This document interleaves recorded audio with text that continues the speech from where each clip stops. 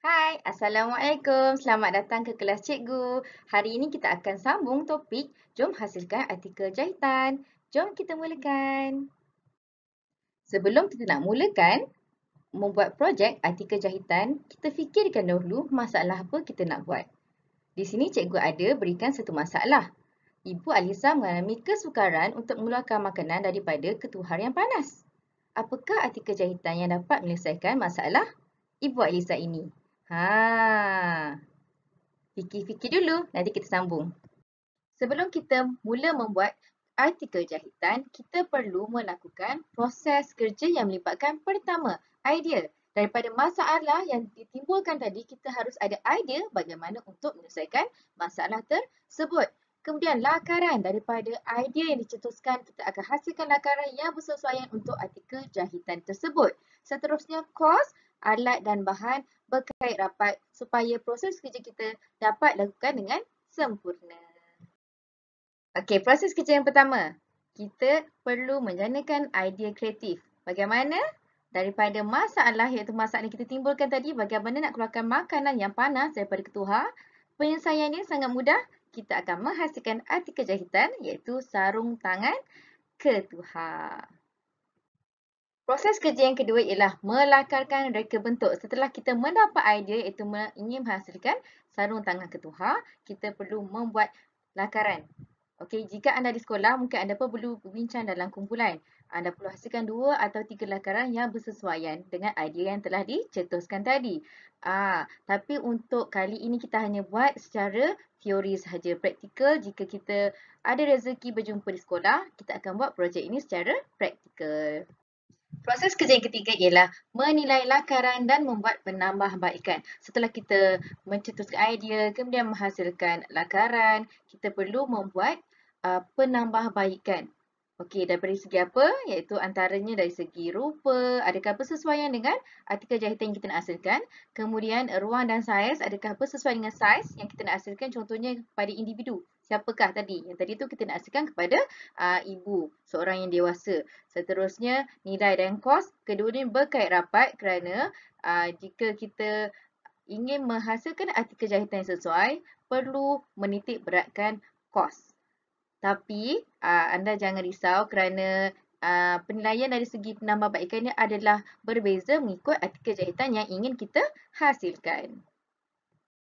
Okey, proses yang keempat ni sangat penting iaitu mengira dan membuat anggaran kos. Okey, cikgu berikan contoh di bawah ni untuk anda tengok bagaimana kita nak buat pengiraan kos.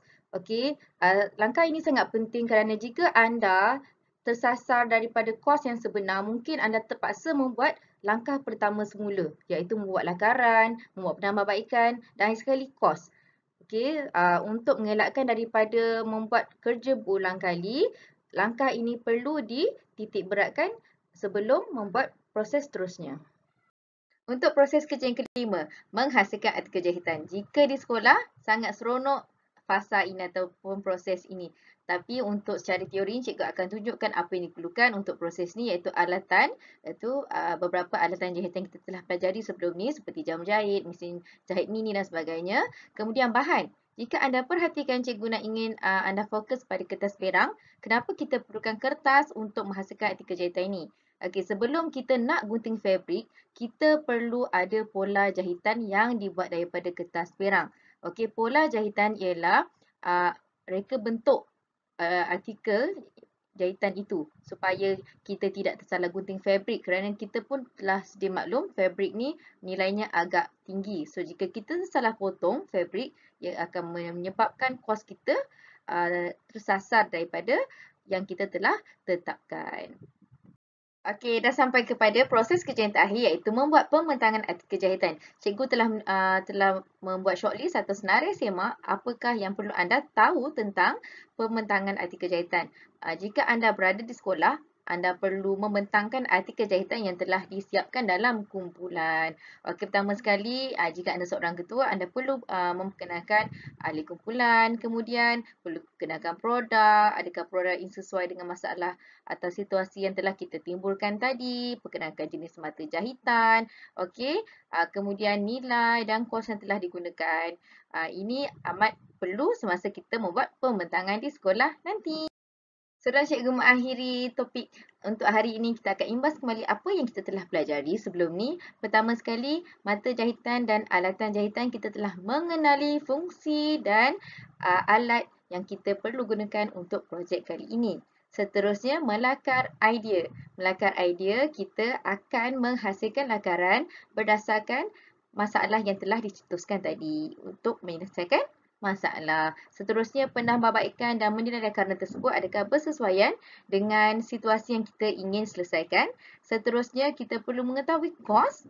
Adakah kos ini bersesuaian dengan target yang kita telah bincang bersama kumpulan. Seterusnya, kita akan menghasilkan artikel jahitan. Pasal ini sangat penting kerana tiada lagi patah balik. Jika anda rasa ragu-ragu, anda perlu buat proses yang pertama, iaitu membuat lakaran. Dan akhir sekali, setelah selesai semua, tibalah masa untuk membentangkan artikel jahitan yang telah dihasilkan di kelas anda.